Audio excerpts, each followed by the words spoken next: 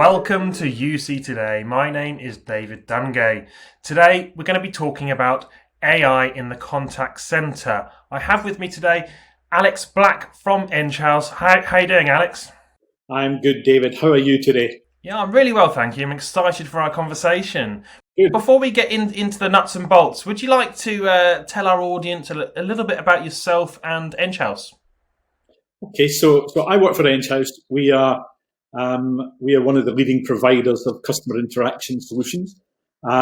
We like to think that we provide our customers with the most reliable partner that they can have for customer interaction solutions. And one of the things that sets us aside is we offer our customers a choice.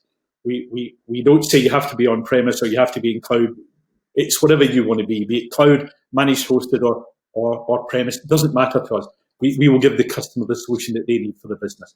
From my point of view, I work in the product side of Enghouse, so my role is to help create those products that we bring to market. Okay, so we're talking about AI, that's artificial intelligence, of course. Where should we start? Let's start with, what is artificial intelligence? When people think of AI, is it just chatbots? What is that? So AI is quite a complex subject. It's been around for quite a long time, but it's really about computers understanding what's going on and being able to make decisions and do things on their own. And whilst, for the most part, people see AI as chatbots, the key technology from a customer interactive perspective is all around helping the computer, helping our software understand what the customer is saying, so that we can understand what they're saying and then can provide a meaningful response without involving the human. So that allows people to create things like chatbots, solutions like chatbots, to create self-service, to provide a very convenient way for customers to interact with them. But it's not just about chatbots. There's lots of other ways that the technology can be used. Okay, well, let's talk about the customers for a second. You mentioned customers there. How is AI impacting this customer journey at the moment?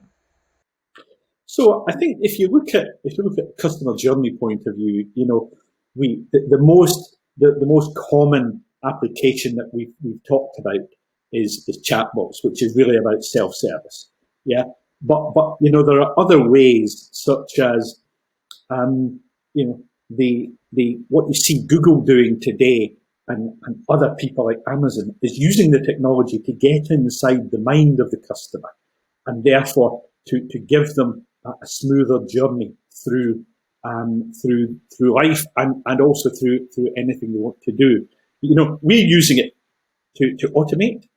We're using it to augment conversations, so that not only are we automating those conversations, which for some part of the demographic they really like. They don't want to talk to people. They want to do things on their smartphones. They want to interact with applications. They don't want to talk to a human. But there are other people who want to deal with an agent, in which case we provide augmented interactions.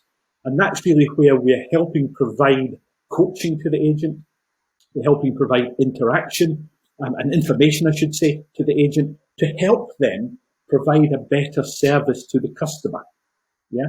And lastly, it's all about helping companies understand what is going on at a macro level, so that they can make better decisions as to the kind of agent that people really want to interact with.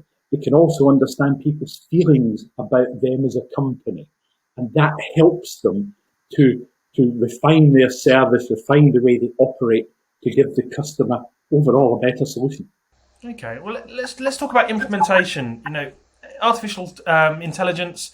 It's it feels like a complicated subject, a complicated technology. I mean, does it need to be? And how should customers really go about implementing that into their current technology estate? I think one of the things I would say, David, that the key thing about any technology, AI is one of a myriad of very powerful technologies that the world has available today. But the key thing before you use any form of technology is really to understand what it is you're trying to do. I always say to people, that if you don't understand what you're trying to do, how can the technology really deliver to the best solution that you're requiring? The thing I use a 4-stage model in looking at these things. It's called SPRO. S for strategy. What are you trying to achieve? Understand your customer. What do your customers prefer? How do they prefer to interact with you? Because, some people prefer to use chat. Some people prefer to use self-service. Other people prefer to speak. If I look at Mrs. Black, and Mrs. Black's a person who will never ever use an IVR. The minute she hears press 1 for this, it's gone. She will not deal with a company like that. So the key thing is understand your customer, understand what you're trying to achieve. Then look at the processes, the P in SPRO. What processes do you need to put in place to help achieve the strategy? Because if you don't get the processes right, you make the customer work hard, you make your agents work hard, and therefore it grates. It's not delivering the most value and the best experience to anybody. And then we move on to R. What technology do you need? What resources? R for resources. What technology you need and what people do you need in order to power those processes to achieve the strategy? And that's the point you should make the technology selection. Once you've understood what you've got to do, pick the best technology for you. I know a company in who are a customer of ours in the high-end automotive space. They want every single call to be answered by a human within 4 seconds because they believe that's their customer's requirement. They're dealing with very wealthy people and they don't want to wait. And therefore, that's the kind of thing that you need to understand your customer and what you're trying to do before you select the technology. So that's the key thing. And then O for organisation. How best should you organise those resources to deliver on the process, to deliver the strategy? So I think before people look at any technology, look at what you want to achieve first. And one of the best examples of that I've seen was from a company that I spoke to many years ago in the early days of chatbots. They were talking about, lots of people were plaguing them, wanting to talk about chatbots. And they became overrun with sales queries. They were just being overrun continually. And what they learned was, whenever a customer approached them and said, we want to talk about chatbots, they said, before we do that, can you take me through the job description you've got for your chatbot? Because if you think about it, the job description says what you're trying to achieve. And most companies disappeared because they hadn't actually thought what the technology was about. So that's, I think, the key to making any of this work for you. It's interesting, starting with those, what am I trying to achieve, seems like a good, sensible starting point. I mean, so you mentioned the car dealership there, wanting to answer phone calls by a human within 4 seconds. Do you have any other really good sort of customer examples where AI is making the difference, if you like? I mean, are people using this as a vehicle just to reduce costs, or how are they using it? So I think there's a lot of people look at automation as a way to reduce costs. But if you use automation wisely, it will be part of the way you interact with your customers. And some people prefer that. There's no question. My 21-year-old niece doesn't want to speak to people. She just wants to tap on her smartphone and interact that way. But there's lots of other uses that the technology can actually give value to. And if you look at some of those, we have an application called Vocal Coach. What Vocal Coach does is it guides the agent in real time through the conversation. It tells the agent whether they're talking too loud, whether they're talking quietly, whether the customer is stressed. It's analysing both legs of the conversation and providing real-time feedback at a micro level so that the agent can change the way they're interacting with the customer. And, I've seen that used by a couple of people. One was a telecoms company who used it to vastly reduce the number of returned contracts that they had because they were selling mobile phones. The agents weren't going through all the regulatory statements. And as a result, the customer didn't always know what they were signing up for. So they got getting lots of returns because people said, oh, I didn't sign up for a 24-month contract. But by using vocal quotes, they were going through the script and highlighting which elements had been said and hadn't been said. And actually, they ended up with happier customers and a more profitable business. And we've seen a similar idea in terms of insurance, anywhere that's regulated. So that's the kind of micro level in terms of the interaction. You've also got, stepping back a little bit, we have a customer, a utilities organisation, who's using AI to understand and analyse emails as they're coming in, because emails are another form of interaction that, whilst it may be declining, there are still people who prefer to interact using email. And this utilities organisation is using the software to analyse all the emails that are coming in and decide how to handle those. If they're nice emails, easy to handle, just looking for information, they can create an automated response very quickly.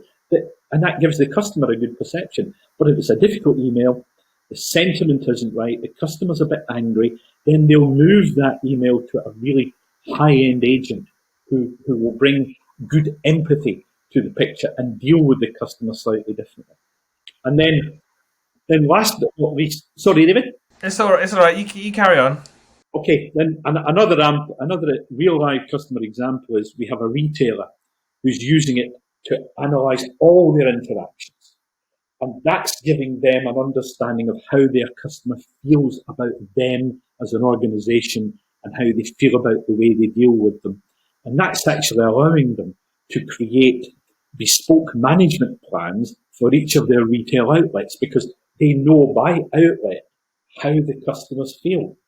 And it helps them manage better. That's what it does. So clearly we're getting two sides of the analytics here, aren't we? We're getting those real-time analytics, which is fed to the agent, and we're getting those post-interaction analytics. Yeah. How important are both those elements to this customer experience sort of journey? I think it depends what you're trying to achieve, but I would say if you can provide the best real-time interaction experience for the customer, then the customer typically goes away feeling happier. Also, you find the agent feels happier. So therefore, happy agents tend to do a better job. And therefore, at that micro level, your interactions proceed better. They're more conducive to whatever the customer was trying to achieve. And then if you step back from that, at the macro level, I would argue that if you use the technology to understand how people feel about you, the decisions you've made, how you're running your business, how you're interacting with them, then if you understand that well, then you should be able to use it to improve your business in the customer's eyes, because you're deriving that feedback from the customer on a holistic sense. And that allows you to say, am I doing the right thing for my customer? Is the customer responding well to that? Are they responding badly? So I would say the ideal combination is look at the micro level to improve the day-to-day interactions, and look at the macro level to say, how am I running my business? How am I running my contact centre? And could I do things better? Okay. I keep hearing this term, super agent. Tell me, what does that super agent term, mean to you? And how has we're seeing these younger generations coming to the market. We've heard this, the stories about millennials coming to the marketplace. They're going to revolutionise, how we go about our businesses for years to come. But how are these younger generations coming into these agent roles really impacting the way businesses go forwards and use this technology? Okay, so I think there's two parts to that. There's the super agent part. What is a super agent? I don't think they wander around with capes in the back and a big S on the front. I think what we're really talking about is with every walk of life, with every role, you have people who have a very, very high combination of skills who can deliver a very good service. They've got good empathy. They've got good oral or written communication. They've got good memories. They're quick thinkers. They can adapt very quickly during the conversation. And that's probably the top 20, top 15% of the agents who really can do all of those things really, really well. And that doesn't just apply to agents, it actually applies to all walks of life.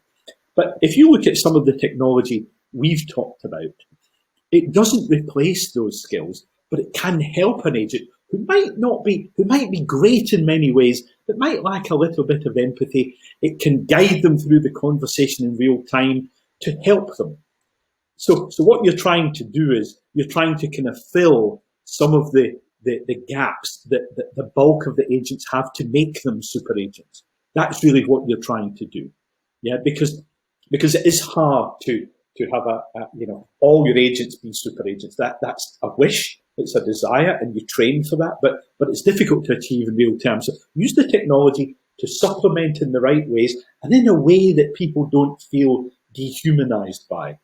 Then if you look at the psychology of the agent, you can actually really improve that from that point of view. If you then look at the younger generation coming through, the younger generation have been brought up on the smartphone. That's really how people live and think. And if you think about how they use that, they don't need to remember things. Information is available at their fingertips instantaneously. And as a result, people now tend to expect and need information to be available to them. And I talked earlier about the augmented interaction. So what we're looking here is we're looking at giving the systems and putting systems in place such that you can be listening to the conversation and providing information to help those people. So they don't need to remember because it's not something they want to do, but they can either find it very quickly or find it automatically to help them interact better with the customer. So really you're talking about using the technology for the same thing, and that is to improve human performance.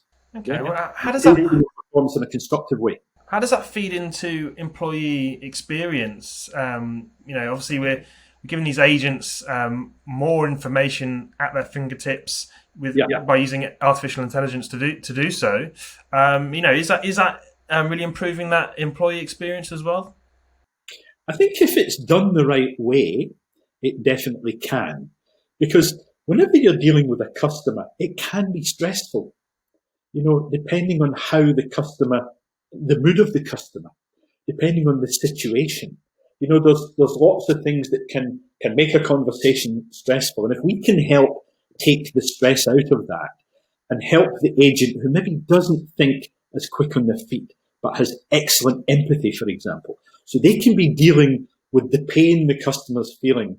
And if we can find a way to get them the information in a really simple and smart way that allows them to grasp that without any stress, then we take the pain away from the agent as well. So therefore, I would hope we're using the technology to give the agent a better experience. Because as I mentioned earlier, if you give the agent a better experience, they're typically happier in life. Happier agents interact better with the customer and you achieve more. So that's what we're really trying to achieve. Absolutely. Well, look, I think, Alex, that's a great place to end today's discussion. Thank you so much for joining me. I wish you all the best of luck in your future endeavours. Thank you, David, and thanks for your time and all the best to you too. And thank you for watching. You've been watching UC Today with me, David Dungay. If you liked what you heard today, please give us a like and share on social media. See you next time.